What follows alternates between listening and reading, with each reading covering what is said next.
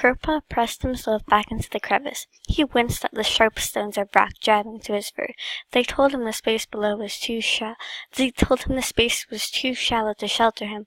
He let out a cry of terror as he gazed up at the looming head and shoulders of Sharptooth, the huge lion cat. Sharptooth stooped over him, scraping at the rock with one paw's massive talons. Moonlight filtered through the waterfall, and it cast a glow on his face, showing Crowpaw's lips drawn back in a cruel snarl, curved fangs, and jaws dripping with drool. Sharptooth's rancid breath swept over Crowpaw, and his eyes glared down, savage with hunger. I can't believe I'm going to die like this, Crowfeather thought desperately. Not after all we've been through. We left our home, traveled so far, and faced many dangers. We met the Badger Midnight and discovered a new destiny for our clans. I want to be part of that. I want to be part of our future, but now it's over. Crowpaw could hear the wailing of the tribe cats and see skinny forms perched on the ledges high above the cave floor in shades of gray and brown. His panicked gaze sought out Feathertail, and his heart warmed when he spotted her gray pelt. She was crouching beside her brother, Stormfur, on a ledge just under the roof. She's so beautiful. I don't want to die before I have the chance to. Then somehow, above the terrified cries of the other cats and the snarling of Sharptooth, Crowpaw heard Feathertail. I can hear the voices clearly now, she meowed. This is for me to do. For a moment, Crowpaw's fear was banished by confusion. What voices? Silver flashed in the moonlight as Feathertail launched herself from the ledge, hurling herself at one of the pointed stones that hung down from the roof. For a few heartbeats she clung there, digging her claws into the rock. Crowpaw heard Stormfur yowl. No! He watched in horror, forgetting his own danger as the stone began to split away from the roof with a sickening crack. It couldn't support Feathertail's weight, and was about to collapse. Feathertail, he yelled. No, get down from there. But it was impossible for Feathertail to escape. With a dull grinding noise, the stone broke away and plummeted down. Feathertail was still clinging to it, falling straight toward Sharptooth. Crowpaw could hardly bear to watch, yet he couldn't tear his gaze from the scene. The lion cat looked up. His snarl changed to a scream of pain as the spike thrust its way into its neck. He fell to the ground, withering in agony, as Feathertail tumbled from the spike, hitting the cave floor beside him. For a moment, Crowpaw was frozen with shock as he gazed at the gentle she-cat. Her eyes were closed. Crowpaw couldn't tell whether she was breathing. Was she alive? Stormfur hurtled down the rock toward his sister's side. Beside them, the lion cat twitched for a few heartbeats, then gave a massive shudder and was still. Sharptooth was dead. Feathertail? Stormfur whispered. Crowpaw stumbled out of his crevice, still shaking, and crouched beside the two Riverclan cats. Feathertail, he rasped, hardly able to keep his voice steady. Feathertail, are you okay? The Feathertail did not respond. Crowpaw could now see the faint rise and fall of her chest. She's alive, he meowed, his pads prickling with hope. She'll be fine. Stormfur's voice cracked as if he didn't believe what he was saying. She's got to be fine. She still has a prophecy to fulfill. But a terrible fear was growing inside Crowpaw. What if Feathertail did just fulfill the prophecy?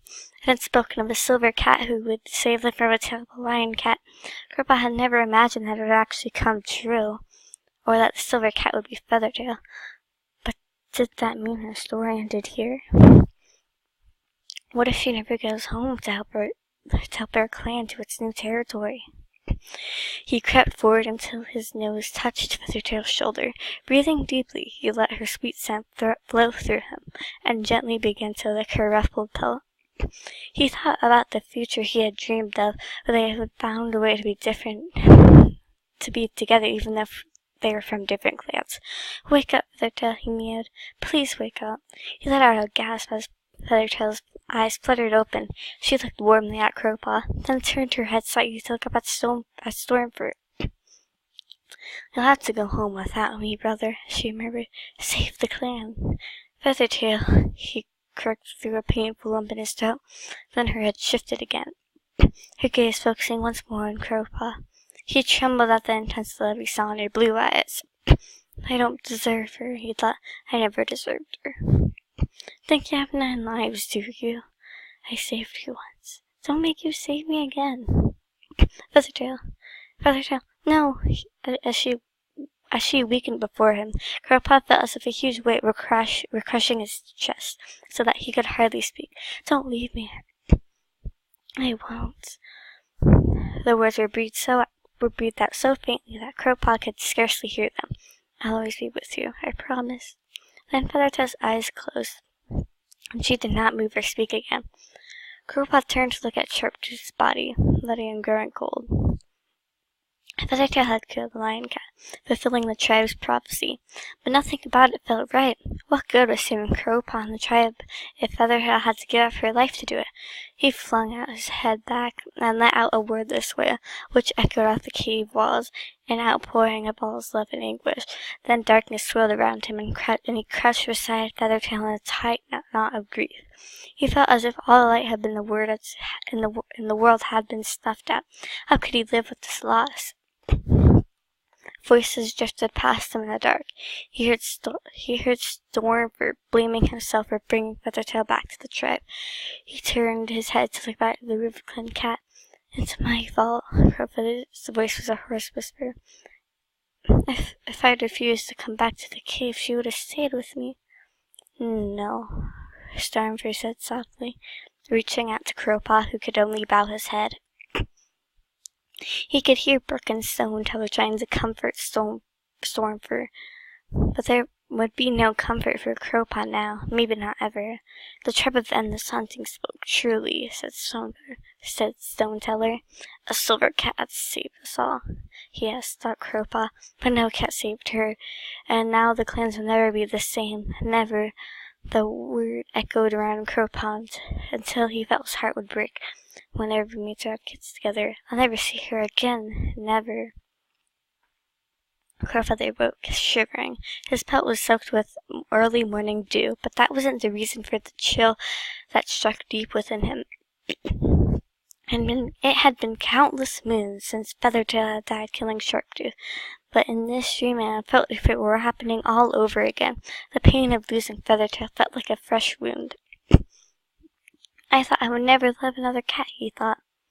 And yet now he glanced at the small tabby and white she-cat who was curled up underneath the thorn bush. His grief for that Feathertail had consumed him, and it had taken him many moons to find the path that would lead him out of the darkness. Now he could not understand how Leafpool had made her way into his heart, filling him with more joy than he had ever hoped to feel again. Like Feathertail, she was a cat from another kind, but unlike Feathertail, Leafpool was a medicine cat, and he vowed never to take a mate. This made their love even more impossible than his first. I certainly know how to make things complicated, Crowfeather thought with a wiry twitch of his whiskers. The only way he and Leafpool could be together was to make a huge sacrifice, to leave the clans and everything they had ever known. But they had decided to take the risk. Amazingly, Crowfeather thought, watching Leafpool's trust rise and fall. We could have a future together. Leafpool had come with him willingly, heading out into unknown territory, but then the night before they had met the wise badger Midnight, who had told them that savage badgers were going to attack the clans. The battle would be fierce and bloodstained. Cats would die. Leafpool had said nothing about returning, and neither had he. But he watched her sleeping for him. Crowfeather knew what she would say when she woke. Her dedication and her loyalty to ThunderClan were part of why he loved her. And that meant their dream of being together would soon come to an end. Oh, Leafpool, he said aloud, I would have taken care of you to my last breath. As if his words had disturbed her, Leafpool awoke, leaping to her paws. Her eyes were wild and distraught. Crowfeather, she gasped, I can't stay here, we have to go back. She looked at him, her eyes wide, full of regret. Crowfeather raised his head. I know, he mewed, sadness rising inside him like a flooding stream. I feel the same way. We have to go and help our clans. He could see the relief in her eyes as she pressed her muzzle against his. He wished that they could stay that way forever, but much too soon she let out a purr and meowed. Let's go. As they trekked across the moorland toward home, Though neither of them said it, Crowfeather realized that he was losing another mate, not as terribly as he had lost Feathertail, but just as finally. Leafball was choosing to return to her clan because they needed her, needed their medicine cat, and that means that Crowfeather's only option was to reunite with one clan. He imagined what it would feel like, walking back into a camp he never expected to see again. Everything would seem foreign to his eyes. He himself would feel like a stranger. If they'd even have me, he thought bitterly. They all know where I went and why, and they'll blame me for leaving. There'll be questions about my loyalty, that's for sure. I'll never forget what we shared, Leafball murmured as they approached the stepping stones that led across the stream into the ThunderClan territory. There was grief in her face, but a set determination that was stronger. Nor will I, Crowfeather responded, halting at the edge of the stream. He pressed himself against Leafball's side and parted his jaws to taste her scent for the last time. I'll miss her so much, he thought, her softness and all her strength and courage, and now we could play together as if we were no older than kits again. Leafball pushed her nose into his shoulder, for her amber eyes were full of love for him. But it's not enough. She doesn't love me enough. Her heart lives here with her clan. She's so loyal. I just wish you could be as loyal to me. Goodbye, Crowfeather, Leafball whispered. I'll see you again when all this is over. What do you mean, goodbye? Crowfeather made his voice harsh. Otherwise, he had been started wailing like a lost kit. I'm not leaving you when there are hostile badgers around. But you need to win Clan, Leafball protested. I know, and I will, but I'll see you to your camp first. It won't take long. Leafball didn't argue with him, but as he followed her across the stepping stones and into the trees, Crowfeather knew that he was only prolonging their anguish. That's it, he thought as he raced along. As Leafball disappeared into the thick undergrowth, he knew that he would never be with her this way again. They would cross paths during gatherings and other clan business, but they'd have to keep their distance, as if they never loved each other at all. He couldn't bear to imagine how much that would hurt. He couldn't think of anything worse. If he was lucky, maybe a badger would tear him apart. If I do survive, he thought, I'm finished with love. It only ended in pain and loss, an ache in his belly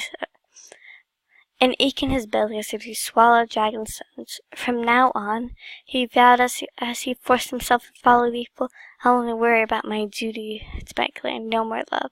Not ever again.